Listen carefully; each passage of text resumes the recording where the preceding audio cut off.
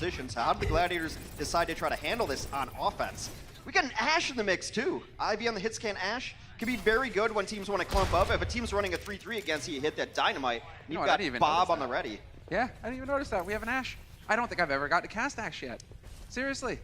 Yeah, sick. We've seen very little of it. I don't think you and I have gotten any of it. We haven't gotten to cast Ashe at all, X. This is sick. Okay, cool. Let's see how it pays out now. Because Los Angeles Gladiators, oh, they're trying to go for the push. They've got hydration on the Bastion. It's going to be Bastion on Bastion mech action here. The future has arrived.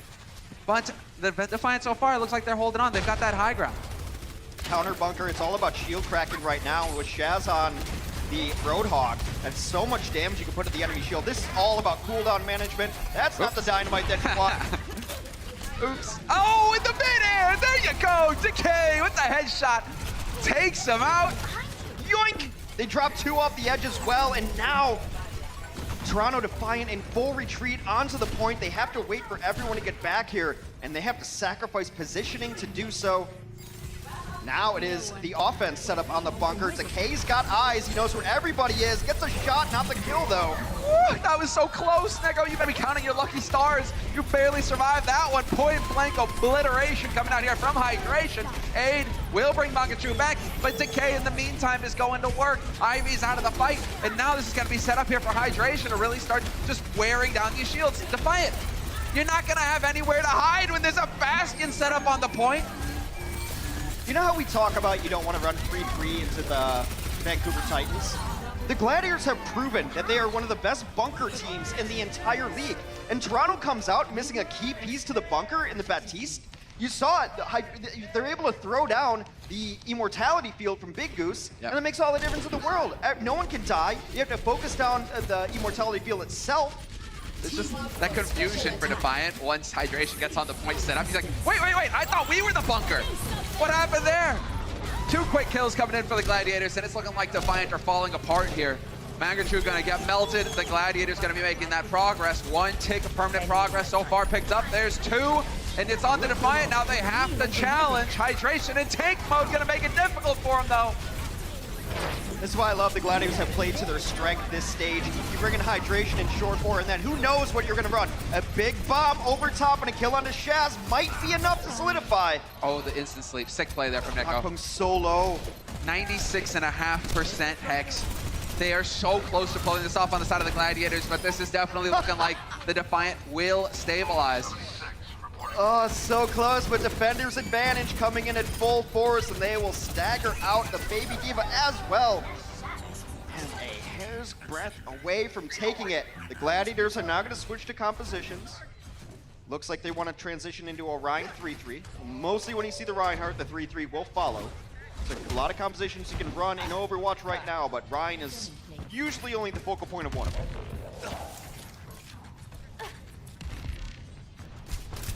Now it's just a game of patience. Well, now it's about like maybe using the nano here because you just reset your ultimate economy. So it's who do you value getting their ult the fastest? That seems to be Vor, but he gets knocked out immediately. So frustrating. He's getting nothing. D-Matrix from Gods denies the Flame Strike. That would have been sick. He would have gotten a whole lot of energy off of that. Ult charge instead. This Roar kind of just flailing about. Not the best ult work for him so far. Big Goose doing a good job staying alive, but we might lose Hydration. He's dropping low. That gets healed up though. I mean, Toronto had to switch a lot of things too, so they're not exactly swimming in a Scrooge McDuck gold coin pond here when it comes to ultimates. Ivy cleans up though, that's enough. And now if you're Toronto, you hold on to everything that you have. Los Angeles, you're fine, holding on to the reset. They're gonna make a late change. Shaz gonna go on to the Zenyatta. As the Ana ultimate's already been used, Mangachu with a nice cleanup blade is gonna earn his ultimate as well. And now, after winning that big fight after both teams had to reset, the Toronto Defiant in a very good ultimate position here. Yeah, they've nearly got everything online, Hex. This is now where it gets pretty rough for the Gladiators. Unless Surefour can come up with the goods, a massive EMP that catches everybody on the side of the Defiant. It's going to be a tough nut to crack here for the offense. Yakfeng and Ivy out in the open. There's the grab to kick things off. Surefour, sure enough, does come through. Multiple hacks go on, but where's the one-for-one follow-up? We've only got the Rhines going down. You need the rest to come through here for the Gladiators, but the Defiant, they survive long enough to get the sound barrier, and then it's going to be them trying to trade it. Shaz and Echo go down once again, trading supports. Ivy needs to survive, though. dangerous. The longer it goes on, the better Toronto is going to be, though. Defender's advantage again. You respawn right behind the point, so you want to drag it out. You want to make trades if you're defense. That's why you can be a little more aggressive on some of these things. Short for nearly another ultimate, though. Not taking out Ivy, that's the tough one. I think Ivy trading for Decay is just like, right, get out, back to spawn with us. Needed to get that kill on Ivy and drop that Zarya damage. I think this is their best Sombra lineup for the Los Angeles Gladiators. It allows you to keep Decay onto the Zarya, and Shortboard can play the Sombra, but it doesn't allow the, like, it's telegraphed when you're doing this, because when Void's not there, that's the problem with your D.Va and Sombra being different players. Nice attempt to Chaos. Chaos setup here, Yakpong. First to go, but we might still have the Gladiators working this out. And a Defiant so far hanging in there. Mangachu with the rally, trying to get his teammates armored up, trying to create some kind of confusion here for the Gladiators. Gladiators doing a good job of keeping it together so far, though. And Ivy out of the picture. Here we go. The opportunity that the Gladiators were hoping for, working towards. And with no Zenyatta means no Transcendence. Very difficult to defend against getting grabbed. They used the barrier late. It wasn't quite there at the time. The Gladiators will close out Horizon Lunar Colony on their first offense. Solid work there from the Gladiators. Eventually, it paid off. Not the fastest take on their side of things. Unfortunately, I feel like they perhaps could have snowballed it right off the first point. But we'll be taking a quick break, and we'll see how it goes after that.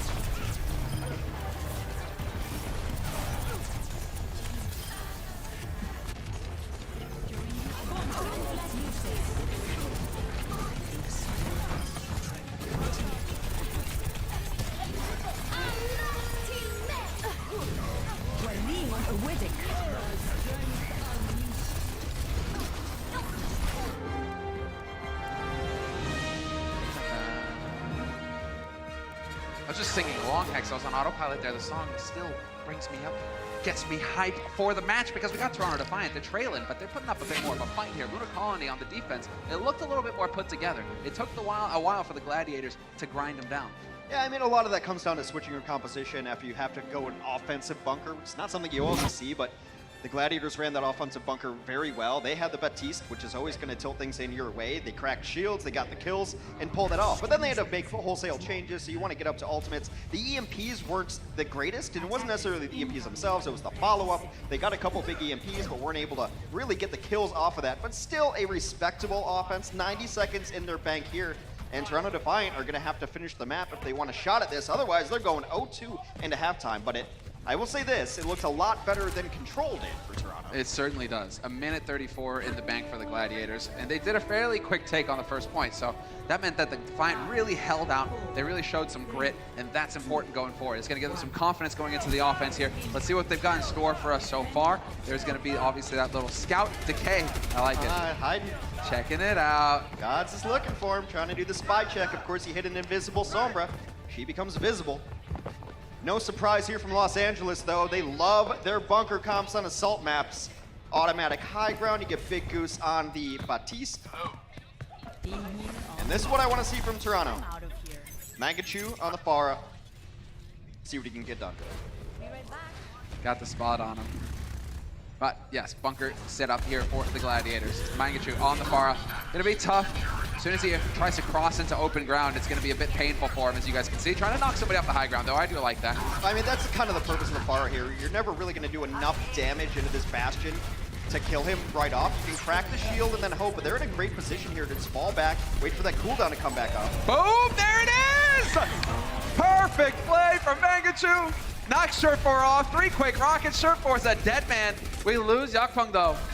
Well, bit of a trade, 1-for-1. Can they take advantage of this on the side of the Defiant? I mean, Mangachu is still hanging around here, and he is still pummeling them. it's also the trade-off of running a Baptiste instead of, say, a Mercy. You could have brought that Bastion back to life. Not going to be the case here.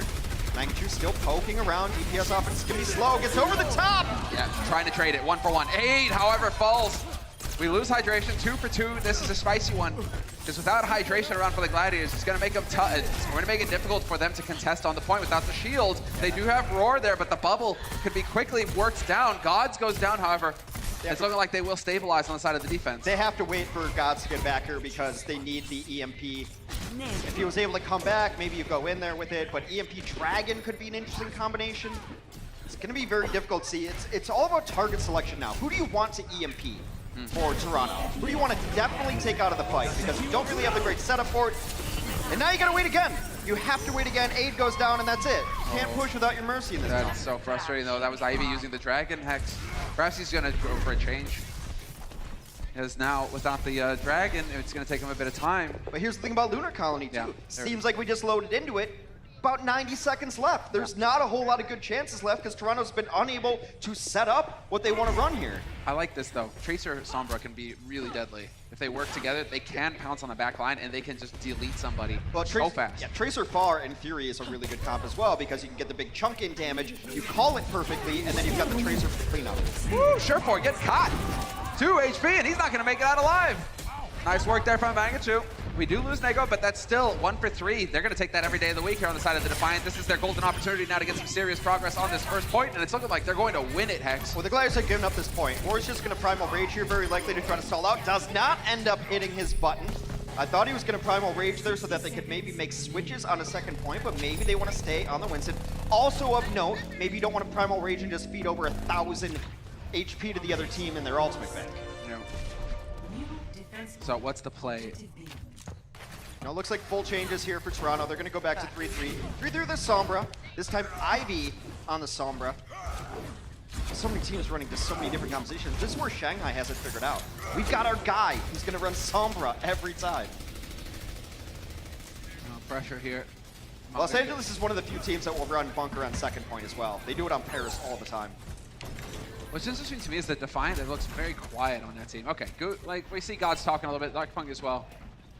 But they seem very quiet. They're like more spread out. I'm so used to like Fusions on Boston, who's just non-stop. Oh, they've got the corner flank. They come around the edge. Ah, there it is though. Boom, deleted immediately. Surefour there with the double.